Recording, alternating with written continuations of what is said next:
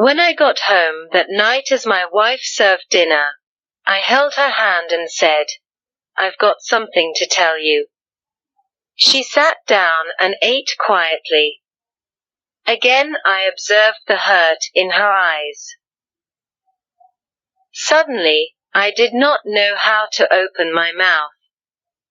But I had to let her know what I was thinking. I want a divorce. I raised the topic calmly. She did not seem to be annoyed by my words. Instead, she asked me softly, "Why?" I avoided her question. This made her angry. She threw away the chopsticks and shouted at me, "You are not a man."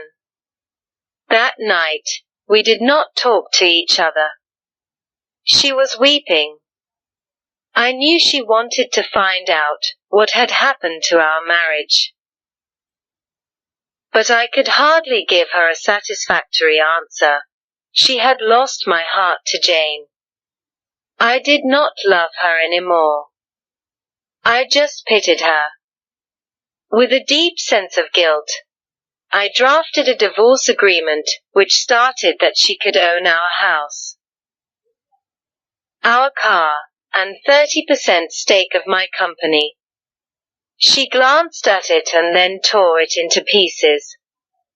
The woman who had spent 10 years of her life with me had become a stranger.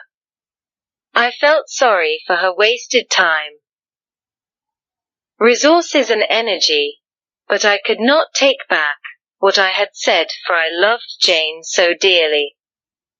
Finally, she cried loudly in front of me, which was what I had expected to see. To me, her cry was actually a kind of release. The idea of divorce, which had obsessed me for several weeks, seemed to be firmer and clearer now. The next day, I came back home very late and found her writing something at the table.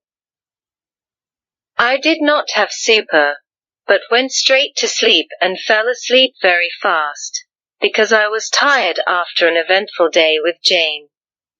When I woke up, she was still there at the table writing. I just did not care, so I turned over and was asleep again. In the morning she presented her divorce conditions. She did not want anything from me, but needed a month's notice before the divorce. She requested that in that 1 month, we both try to live as normal a life as possible. Her reason for these conditions was simple. Our son had his exams in a month's time, and she did not want to disrupt him with our broken marriage. This was agreeable to me. But she had something more. She asked me to recall how I had carried her into our bridal room on our wedding day. She requested that every day for the month's duration, I carry her out of our bedroom to the front door every morning.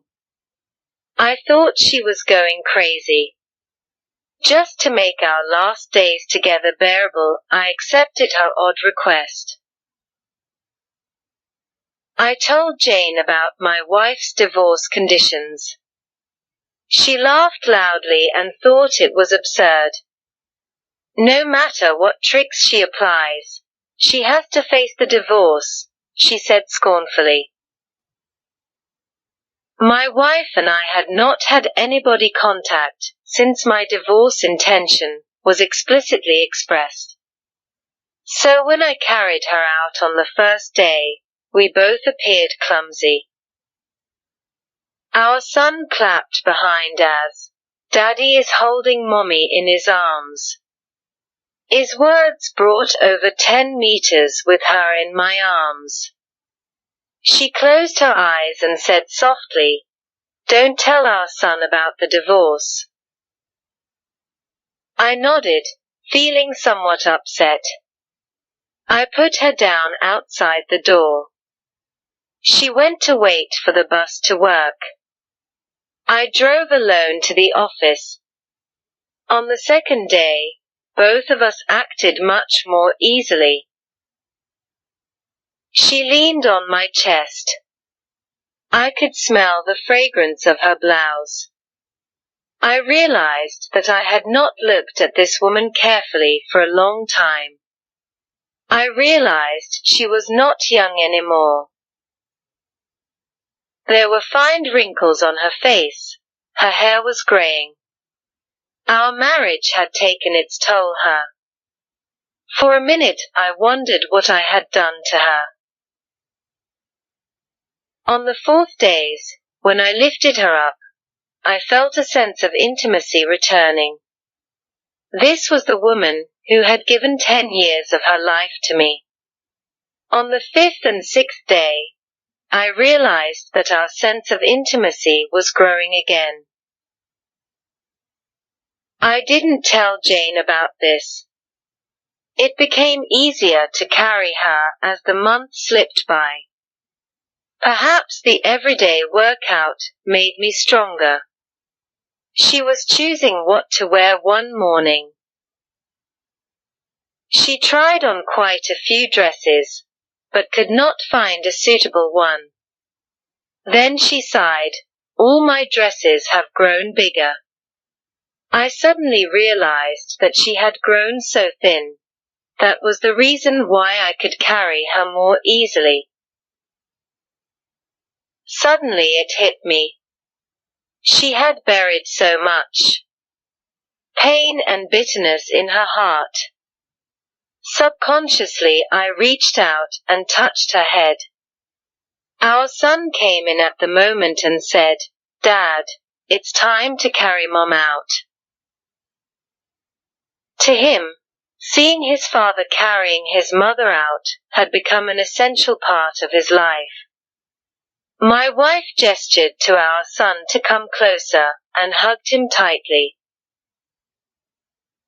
I turned my face away, because I was afraid I might change my mind in this last minute. I then held her in my arms, walking from the bedroom, through the sitting room, to the hallway. Her hand surrounded my neck softly and naturally. I held her body tightly. It was just like our wedding day. But a much lighter weight made me sad. On the last day, when I held her in my arms, I could hardly move a step. Our son had gone to school. I held her tightly and sad. I hadn't noticed that our life lacked intimacy. I drove to office and jumped out of the car swiftly without locking the door. I was afraid any delay would make me change my mind. I walked upstairs. Jane opened the door and I said to her, "Sorry, Jane. I do not want the divorce anymore." She looked at me, astonished, and then touched my forehead. "Do you have a fever?" she said. I moved her hand off my head. "Sorry, Jane," I said, "I won't divorce." My marriage life was boring probably because she and I didn't value the details of our life, not because we didn't love each other anymore. Now I realize that since I carried her into my home on our wedding day, I am supposed to hold her until death do us apart. Jane seemed to suddenly wake up. She gave me a loud slap, and then slammed the door and burst into tears. I walked downstairs and drove away.